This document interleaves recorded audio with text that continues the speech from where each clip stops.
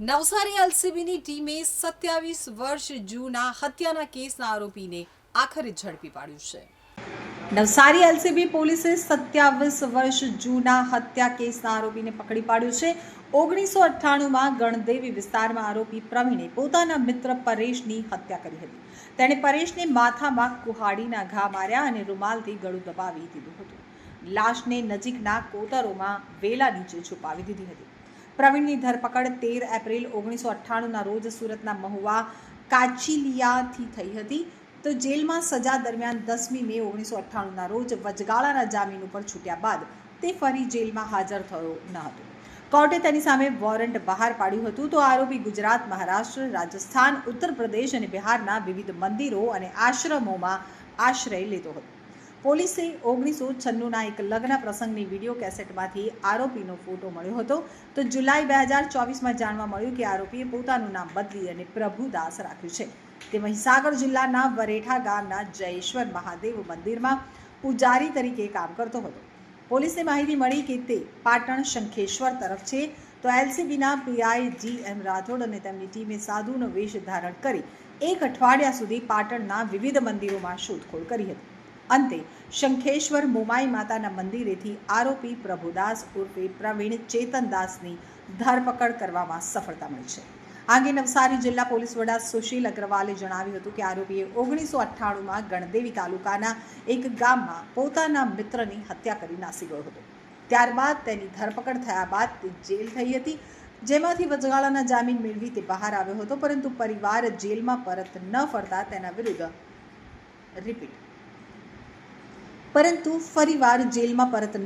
તેના વિરુદ્ધ કોર્ટમાંથી summons issue થયો હતો, જેના આધારે તેની શોધખોળ શરૂ કરવામાં આવી હતી.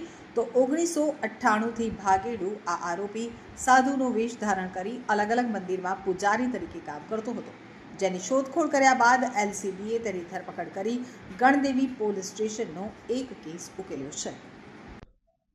નવસારી ક્રાઇમ બ્રાન્ચ દ્વારા સન 1998થી પરોલ ઉપર ભાગેલો મર્ડરનો આરોપી પ્રવીણ ઉર્ફે પ્રભુદાસ ચેતનદાસ સાધુની ધરપકડ કરવામાં આવી છે. આ આરોપી 1998ની અંદર જ્યુડિશિયલ કસ્ટડી પરથી વચગાળાના જામીન ઉપર રહ્યા થયો હતો. એના પછીથી એ વચગાળાના જામીન ઉપરથી એને જમ્પ કરી નાખીને એ નાસી ગયો હતો. પોલીસ એની શોધખોળ દરમિયાન એવી રીતેની હકીકત પ્રાપ્ત થઈ કે આ માણસના ફોટોગ્રાફ લેવા માટે લોકલી 96ની અંદર એમના દ્વારા એક લગ્ન અટેન્ડ કર્યા હતા. તે લગ્નના VCR મંગાવીને સર્વપ્રથમ આરોપીનો ફોટોગ્રાફ કલેક્ટ કરવામાં આવ્યો અને પછી હ્યુમન સોર્સિસથી એ જાણકારી મળી કે ઉત્તર ગુજરાતની અંદર આ બાવા બનીને આરોપી રહે છે. તો 7મા મહિના 2024થી પોલીસ આ આરોપીની શોધખોળની અંદર હતી અને ગયા અઠવાડિયામાં માહિતી મળતા પોલીસની એક ટીમ, ક્રાઇમ બ્રાન્ચની એક ટીમ દ્વારા સાધુ બનીને પાટણ જિલ્લાના વિવિધ મંદિરોની જાંચ પડતાલ કરવામાં આવતી હતી. તે દરમિયાન આ આરોપી મળી આવતા એની ટીમ દ્વારા ધરપકડ કરી છે.